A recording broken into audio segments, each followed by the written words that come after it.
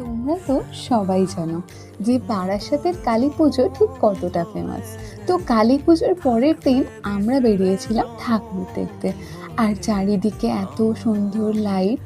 আর দুর্গা পুজোতে কলকাতাতে যেরকম ভিড়টা আমরা দেখে থাকি সেরকমটাই ভিড়। ফার্স্টে আমরা গেছিলাম কেএনসি রেজিমেন্ট, যেটার এবছরের থিম ছিল হে বঙ্গভূমি তুমি অন্তর্যামী। এত সুন্দর আর্ট আর লাইটের কাজ। নেক্সট যে প্যান্ডেলটায় গেছিলাম সেটা ছিল সন্ধানী ক্লাব, যেটার এবছরের থিম ছিল মায়াপুরের ইস্কন মন্দির। তারপরে আমরা গেছিলাম জাগৃতি সংঘ, সাউথ ভাটরা, পায়োনিয়ার পার্ক এবং বারাসাতের বড় মা কালী। তো পুরো ব্লগটা দেখার জন্য চ্যানেলটা সাবস্ক্রাইব করে দিও, কালকেই আসছে পুরো ব্লগটা। আর আজকের ভিডিওটা কেমন লাগলো তোমরা কমেন্ট করে জানাতে একদম ভুলো না।